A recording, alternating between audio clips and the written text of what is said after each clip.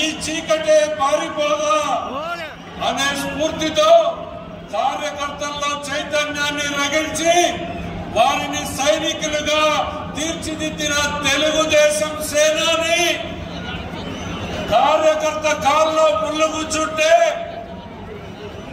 నా చేత్తో తీస్తాను అనే ఆలోచన చేసేటువంటి మనసున్న వ్యక్తి నిరంకుశ పాలనకు వ్యతిరేకంగా నిర్బంధాలను బద్దలు కొడుతూ ప్రజల కష్టాలతో మమేకమవుతూ పేదలకు బాసటగా నిలుస్తూ రాష్ట్రం మొత్తం యువగలం పాదయాత్రతో నాటి పాలకులపై తొలి తిరుగుబాటు చేసినటువంటి యువ నాయకుడు.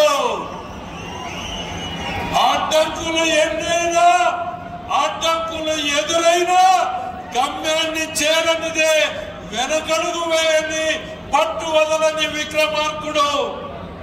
యువత కలలే తన లక్ష్యంగా మరల్చుకున్న నాయకుడు. మారుతున్న కాలంలో పార్టీలో మార్పులు అవసరమంటూ పార్టీ బలోపేతానికి శ్రీకారం చుడుతున్నటువంటి నాయకుడు. తాత స్థాపించిన పార్టీని తండ్రి నడిపిస్తుంటే భవిష్యత్తును తీర్చిదిద్దడానికి సిద్ధమవుతున్న యువ నాయకుడు శ్రీ నారా లోకేష్ గారిని సగౌరవంగా ఆహ్వానిస్తున్నాం.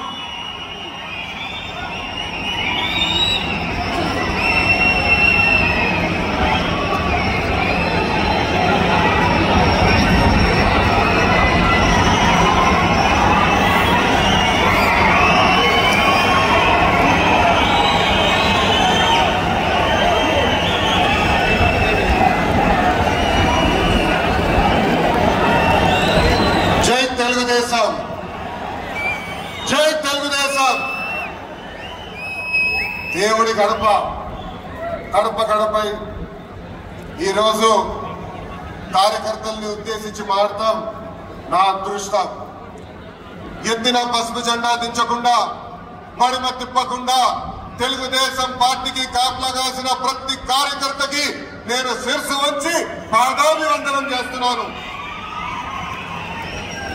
వేదిక పైన ఉన్న గౌరవ జాతీయ అధ్యక్షులు చంద్రబాబు నాయుడు గారికి, గౌరవ ఆంధ్ర రాష్ట్ర అధ్యక్షులు పల్లా శ్రీనివాస్ గారికి, తెలంగాణ ఆంధ్ర అండమాన్ పార్టీ నాయకులకు కార్యకర్తలకు నా నమస్కారం. విశ్వవిఖ్యాత నట సార్వభౌమ స్వర్గీయ శ్రీ నందమూరి తారక రామారావు గారు పార్టీ పెట్టిన ముహూర్త బలం చాలా గట్టిది. తెలుగుదేశం పార్టీ అంటేనే తెలుగు జాతి ఆత్మ గౌరవం.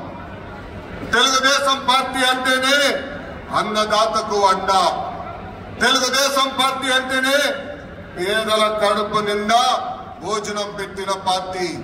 తెలుగుదేశం పార్టీ అంటేనే కార్మిక కష్టాలు తీర్చేదానికి పుట్టిన పార్టీ. కులాలు మత ప్రాంత ఎజెండాతో అనేక పార్టీలు పుట్టినాయి, కానీ తెలుగు జాతి కోసం పుట్టిన ఏకైక పార్టీ మన పార్టీ తెలుగుదేశం పార్టీ. 43 ఏళ్ల ప్రయాణంలో ఎన్నో విజయాలు చూసాం. మనకు ప్రతిపక్షం కొత్త కాదు, మనకి అధికారం కూడా కొత్త కాదు.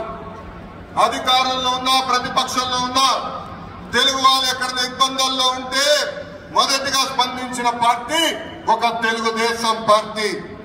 సమాజమే దేవాలయం, ప్రజలే దేవుళ్ళన్న అన్నారు అన్న ఎన్టీఆర్. మన అధినేత చంద్రబాబు గారు దగ్గర నుంచి కార్యకర్తల వరకు అందరం ఏదో ఒక రూపంలో ప్రజలకి సేవలు చేసుకుంటూ వచ్చాం. మారుతున్న